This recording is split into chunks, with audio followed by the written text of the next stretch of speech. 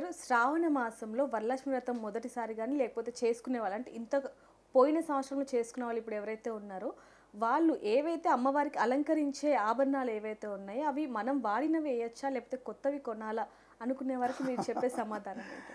ముఖేష్ అంబానీ లాంటి వాళ్ళు అంటే నీతు అంబానీ లాంటివి కొనచ్చు తప్ప మళ్ళాంటి వాళ్ళు ప్రతి సంవత్సరానికి హారాలు కొనాలంటే కష్టం కాబట్టి మనము ధరించేది. అందుకే సువర్ణం ఎప్పుడు పవిత్రమైనది. మనం ధరించినా సరే దర్భ కానీ సువర్ణం కానీ ఎప్పుడు పవిత్రమైనవి. అగ్నిహోత్రుడు, బ్రాహ్మణుడు, సువర్ణము, దర్భ, ముత్తైదువ ఎప్పుడు బ్రహ్మచారి వీళ్ళందరూ ఎప్పుడు పవిత్రమైన వాళ్ళే. కాబట్టి అటువంటి పవిత్రమైన వస్తువులు మళ్ళీ మళ్ళీ వాడడానికి అవకాశం ఉంటుంది. కాబట్టి తప్పకుండా మీరు మనం వాడుకున్నటువంటి మనకి 4 పేట్ల గొలుసు, 1 పొరవ గొలుసులు, నల్లపూసల గొలుసులు ఇవన్నీ ఉంటాయి. సూత్రం తప్ప మీరు వేసుకునే ప్రతి ఒక్కటి అమ్మవారికి అలంకరింపజేయచ్చు. దానికి ఎటువంటి దోషం లేదు, కొత్తవి కొనాల్సిన అవసరం లేదు. అయితే గురుగారు మన గత వీడియోలో చెప్పుకున్నట్టుగా అంటే కొత్తగా పెళ్ళైన వాళ్ళు అమ్మగారి ఇంట్లో కూడా చేసుకుంటారు అని మాట్లాడుకోవడం జరిగింది. మరి ఏదైతే ఫలితం వస్తుందో అంటే అత్తగారి ఇంట్లో చేసుకున్న అమ్మగారి ఇంట్లో చేసుకున్న అదే ఫలితం ఉంటుందంటారు? తప్పకుండా ఉంటుంది. అయితే ఇక్కడ ఏంటంటే కొంతమంది ఆనవాయితీ అంటే అమ్మ పెట్టినట్టు వరలక్ష్మి గౌరీ అంటే అమ్మవారికి ఇంటూ గౌరీ ఉంటుంది. ఆ గౌరీ పక్కన ఈ అమ్మాయి కూడా వరలక్ష్మి అమ్మని ఆహ్వానం చేసి కలశం పెట్టుకొని తల్లితో పాటు చేయించుకొని తదుపరి అత్తగారింటి పంపే ఆచారం ఉంది. కానీ అందుకన్నాను ఇందాక మన గత వీడియో చెప్పేది ఎందుకంటే అత్తగారింట్లో చేసుకోవడం శ్రేష్టం. ఎందుకంటే భర్త గారు అక్కడ ఉంటారు, భర్త గారితో పాటే ఉండాలి.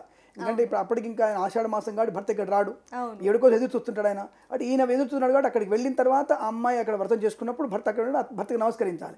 ఆయన ఇక్కడ పిల్లల కన్నా ఇక్కడ వెళ్ళాలి. ఎందుకంటే అందుకనే ఆషాఢ పట్టి, శ్రావణ పట్టి అని చెప్తుంటారు. ఆషాఢ పట్టి పెట్టి అమ్మాయిని తీసుకెళ్తారు, శ్రావణ పట్టి పెట్టి అమ్మాయిని తెచ్చుకుంటారు. తీసుకొచ్చుకోవడానికి అబ్బాయి వెళ్ళడు, అత్తమామ వెళ్తారు, ఆడపడుచు వెళ్తుంది తీసుకురావడానికి. కాబట్టి శ్రావణ పట్టు పెట్టి అమ్మాయిని తీసుకొస్తారు. అమ్మాయికి శ్రావణ పట్టు అంటే ఏమిటి? అమ్మాయికి ఒక చీర, జాకెట్టు అవన్నీ పెట్టేసి పశువుని పెంచి అమ్మాయిని తీసుకొచ్చుకుంటారు. కాబట్టి శ్రావణ పట్టు పెట్టేది కాబట్టి అక్కడికి భర్త వెళ్ళడు, కాబట్టి అమ్మాయి వెళ్తుంది. కాబట్టి భర్త గారు అక్కడ వెయిట్ చేస్తుంటారు భార్య కోసం, నా భార్య వస్తుందని చెప్పేసి ఆనందంగా ఉంటారని. అటువంటి సమయంలో అత్తగారింట్లోనే శ్రేష్టంగా చేసుకుంటారు. ఆనవాయితీ అత్తగారింట్లో చేసుకోవడమే ఆనవాయితీ ఉంది. తల్లిగారింట్లో చేసుకుని ఎక్కడ చేసుకున్నా తన కుటుంబం కోసమేగా, తల్లిగారి కుటుంబమైనా శ్రేయస్సుగా ఉండాలి. ఇక్కడ చేసుకున్న భర్త కోసమే కాబట్టి అష్టైశ్వర్య ప్రాప్తి ఎక్కడ చేసుకున్నా ఫలితం ఉంటుంది, అంత సందేహం లేదు. అయితే గురుగారు వరలక్ష్మి వ్రతం అనగానే మనందరికీ కూడా గుర్తుకొచ్చేది రూపు అని చెప్పచ్చు. అయితే రూపు అనేది ప్రతి సంవత్సరం అంటే వ్రతం చేసుకునే వాళ్ళే కొనాలా లేకపోతే నార్మల్గా దీపం పెట్టుకునే వాళ్ళు కూడా కొనొచ్చు అంటే? నేను చాలా ఇందాక అనుకున్నా మనం ప్రతి ఒక్క సంవత్సరం రూపు కొనాల్సిన అవసరం లేదు. సరే కొనడం వల్ల మంచిదే. కొన్నవాళ్ళ సెంటిమెంట్ దాన్ని కరిగిస్తారా అంటే కరిగించరు. 30 ఏళ్ళు 40 ఏళ్ళు అలాగే రూపులు అలాగే ఉండిపోతాయి. పోనీ అవసరానికి రావు. పోనీ దాన్ని కరిగిద్దామంటే సెంటిమెంట్ అమ్మని కరిగిస్తామా, లక్ష్మీదేవిని కరిగిస్తారంటాడు. లక్ష్మీదేవి కంటే సూత్రం ఇంకా విశేషమైంది, విలువైంది. దాన్ని కరిగించి మనం మార్చుకుంటున్నామే. అలాంటిది మన లక్ష్మీదేవి రూపులు ఎందుకు మార్చుకోవద్దు? ఆ రూపును మార్చుకొని మన కూతురికి ఏదైనా సరే చేయించవచ్చు, అవి చేయించవచ్చు. మీ దగ్గర గుర్తుపెట్టుకోండి, ఇంతకుముందు ఏమైనా 10-20 రూపులు ఉంటే ఆ రూపులన్నీ కరిగించి కొత్తగా రూపు తయారు చేసుకొని తప్పకుండా మీ అమ్మాయికి దానికి కానుక కానీ లేదా హారంగా చేయించండి. ఎటువంటి ఇబ్బంది లేదు. ప్రతి సంవత్సరం రూపు కొనాల్సిన అవసరం లేదు. కొనదలుచుకుంటే మంచిదే. అంటే ఇంట్లో బంగారం పెరిగితే చాలా మంచిదే, కొనడం మంచిదే. ఎవరింట్లో వ్రతం చేసుకుంటారో వాళ్ళు మాత్రమే కొనుక్కోవాలి. ఇంకొకళ్ళు కానుక తెచ్చి ఇచ్చేయాల్సిన అవసరం లేదు. ఉన్నది వాడుకోవచ్చు. ఉన్నదాన్ని ఇందాక చెప్పాం కదా, పవిత్రమైంది ఎప్పుడైనా సరే సువర్ణం కాబట్టి ఉన్నది వాడుకోవచ్చు. పంచామృత అభిషేకం కొరకు మాత్రమే అమలు చేస్తారు. కాబట్టి ఉన్నదే వాడుకోండి. ఏది లేదు ఒక రూపాయి బిళ్ళ పెట్టుకొని ఆ రూపాయినే లక్ష్మీప్రదంగా వరలక్ష్మి అమ్మ రూపంగా భావించి రూపాయి మీద కుంకుమ వేసుకోవచ్చు. ఇప్పుడు ప్రతి ఒక్కళ్ళలో వెండి బిళ్ళలు ఉన్నాయి, వెండి బిళ్ళ మీద కూడా మనం చేసుకోవచ్చు. సువర్ణమే పెట్టుకోవాలి అక్కర్లేదు, రూపాయి కాయిన్ పెట్టుకోవచ్చు. అది కూడా లేదు, ఏం కంగారు పడక్కర్లా. మీరు శుభ్రంగా అమ్మవారికి కాళ్ళ దగ్గరనే పట్టం దగ్గరే కుంకుమార్చన వేసుకోవచ్చు. దానికి ఎటువంటి దోషం లేదు. ఆ కుంకుమ విశేషమైంది కాబట్టి మీకు ఎటువంటి ఇబ్బంది కలగదు. ఆ లక్ష్మి ఈ చిన్నటువంటి మీరు రూపాయి కాయిన్ పెట్టుకున్న వాళ్ళకి రేపు తులం బంగారంతో రూపు చేసుకునే యోగం వస్తుంది. ఇది నిజం.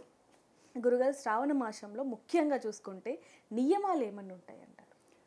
నియమాలు అంటే ఏముండవమ్మా. దాదాపుగా ఒకటి చాలామందికి వచ్చేటువంటి కామన్ డౌట్ ఏంటంటే నెలసరి వచ్చిన తర్వాత 4వ రోజు వ్రతం చేసుకోవచ్చా? పనికిరాదు. 5వ రోజే శుద్ధి అవుతుంది. సో కాబట్టి నెలసరి వచ్చిన తర్వాత మీకు 5వ రోజు మీకు శుక్రవారం వస్తే పర్వాలేదు.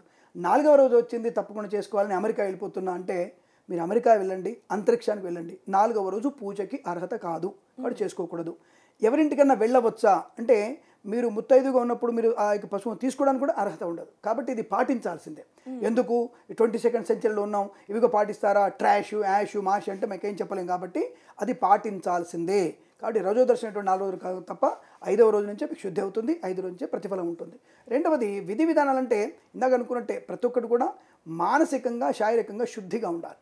ప్రతి విషయంలో కూడా అవతలి వ్యక్తికి చిరునవ్వుతో చిరునవ్వుతో పలకరించి అత్తమామల్ని సేవించి భర్తని సేవించి అమ్మానాన్నని గౌరవిస్తూ తోటి కోడళ్ళని అలాగే మన ఆడపడుచుని గౌరవించేటువంటి సంప్రదాయం పెట్టుకుంటే ఇదే విశేషం. ఎవరిని కూడా నొప్పించక తానొవ్వక తప్పించుకు తిరుగువాడే ధన్యుడు సుమతి. కాబట్టి వరలక్ష్మి వ్రతం రోజున ప్రతి ఒక్కళ్ళు కూడా ఇలా అందంగా నవ్వుతూ మీలాగా నవ్వుతూ ఉంటే ఆ ఇంటికి లక్ష్మీదేవి ఆటోమేటిక్గా వస్తుంది అనేటువంటి సందేహం. ఇదే ముఖ్యమైనటువంటిది. చికాకు పడుతూ కోప్పడుతూ పొద్దున్న లేవగానే పిల్లల్ని అరుస్తూ భర్తను అరుస్తూ అత్తమామని వేస్తూ ఇంకా లేవలేదు, ఇంకా నేను లేచి చేస్తున్నా, మీకు ఇది పెడుతున్నా, మీకు అది పెడుతున్నా, ఇవి అది కరెక్ట్ కాదు. నువ్వు ఎంత చేసినా వాళ్ళకి చేయగలిగినంత చేయట్లే. నువ్వు వాళ్ళకి చేయగలిగే దాంట్లో 30% చేస్తున్నాను, అంతకుమించి చేయట్లా. ఎందుకంటే వాళ్ళు నీకు ఇచ్చిన భర్తని కనిచ్చారు నీకు, అటువంటి స్థాయిని ఇది కాదు.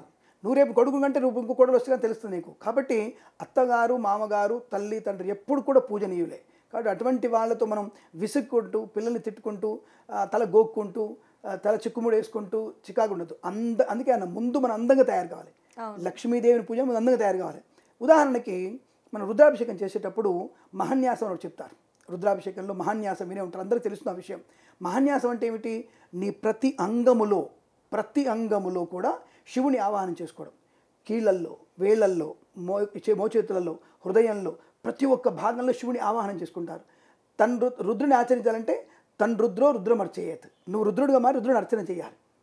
అలాగా నేను అందరూ చెప్తున్నాను, శ్రావణ మాసంలో నువ్వు లక్ష్మీదేవిగా తయారవుతూ లక్ష్మీదేవిని పూజించండి. అప్పుడు బ్రహ్మాండమైనటువంటి ప్రయోజనం ఉంటుంది. ప్రశాంతత, ప్రతి లేచిన మొదలు చిరుమందహాసం, ప్రతి విషయంలో అందరితో నవ్వుతూ మాట్లాడుతూ కల్మషం లేకుండా ఉంటే చాలు, అమ్మవారు మిమ్మల్ని అనుగ్రహిస్తుంది. For more videos like this, subscribe Big TV channel.